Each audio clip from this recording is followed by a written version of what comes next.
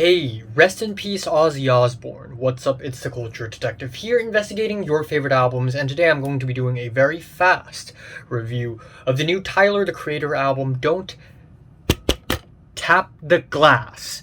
So, Tyler the Creator, rapper, California, you know him, he's a legend, and he's been making music for quite some time now. Obviously, up to this point, my favorite album from him is still Igor, released in the year 2019. That album is an amazing concept album that blends hip-hop, soul, R&B, and all kinds of other music, and it is as catchy and as creative as it is personal and important. Now, of course, to follow up with such a big concept album, Tyler the Creator saw fit to release Call Me If You Get Lost, which is a more fun, low-key mixtape, nothing concept, nothing big.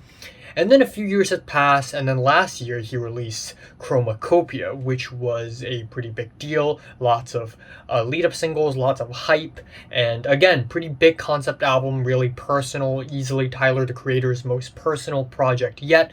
So, of course, to follow that up, we have another small, fun little album, except this time it's even funner and it's even more littler, because this time around we have a 28-minute long small album that is mostly just dancey, fun pop rap music. There's no concept or nothing. Tyler the Creator literally tweeted that before the album's released. There's no concept. It's not a big album. You don't have to study this album or anything. It's just a fun time. And even so, even though it is mostly just fun, dancey pop rap, there are still a lot of Tyler-isms. Please let me open my file.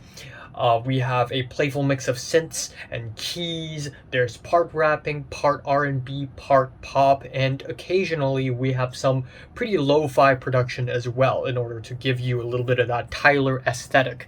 So, anyways, album starts off with Big Poe featuring Pharrell Williams, which is pretty much standard Tyler the Creator, or even throwback Tyler the Creator, with the in-your-face nasty banger. The mixing is so rough and messy, and the melodies are so cranky. Up to a certain degree, I do really like this aesthetic, but it does wear off its magic quite fast, simply because I think the song itself isn't really that catchy or anything.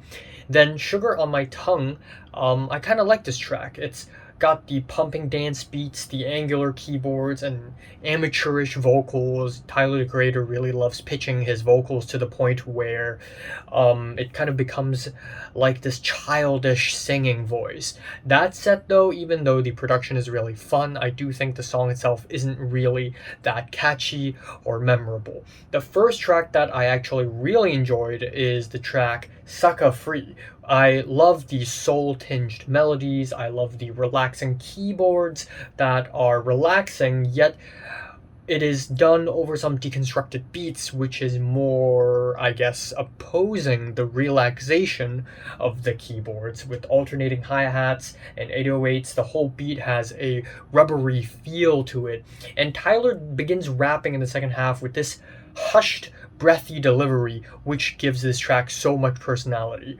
The next track, Mamanum, is kind of an interlude. It's 1 minute long. We got some scratchy guitars, some crushing sounds, and it's basically Tyler in evil mode, which of course transitions very smoothly into the next track, Stop Playing With Me, which is a great lead-up single to the album. I also like the music video, which features really random, totally unrelated appearances of Clips and LeBron James. And we also get these death gripsy, acidic synth hits, weird sputtery sounds, Tyler the Creator sounds, as playful and as energetic as is wacky on this track. But my real favorite off of the entire album is actually the track Ring Ring Ring. Easily the best song here. It's a groovin', dancin', alternative R&B song. I love the chorus. Ring, ring, ring, ring, ring, ring, ring, ring, pick up the phone, girl. So that's pretty cool. Then we have Don't Tap the Glass slash Tweakin'. The beat has a really rough mixtape quality to it with hand claps, chants. It's really messy, and unfortunately not that memorable of a track, but I do really like the trap beat switch up at the end with the braggadocious bass boosted beats. I also like that one line about Michael Jordan's eyes, because in an interview, Michael Jordan's eyes looked really yellow for some reason.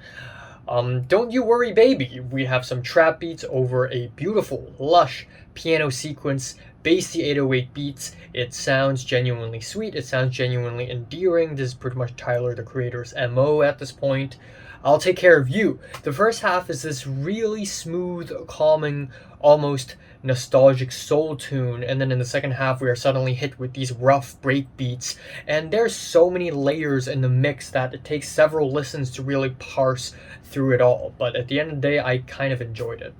Following that, we have the track Down Bad, but it isn't available on any of the streaming platforms, and it's only available in all the first pressings of the album. So we are going to talk about the album ending, Tell Me What It Is, which is unfortunately one of the more one-note and forgettable tracks on the album. It's pretty mid-paced with some slow bumping beats. I do, however, really enjoy the dreamy, nostalgic chords, and Tyler's vocals are also pitched in a way where it sounds like an awkward little guy trying to sing karaoke, which I do really like, but I do think for such a slow-moving track, I would rather Tyler, the Creator, use a different vocal chop. But aside from all that, it is still a very enjoyable album. Do I think it is weaker in comparison with some of the recent Tyler works? Yes. But it's still worth a listen. It's still worth putting on, dancing to, having fun to. And I am giving the new Tyler, the Creator album, Don't Tap the Glass, a decent 7. So, have you listened to the new Tyler? Comments below, let me know, subscribe. You one more. Thanks for watching. I'd have to go now. Goodbye.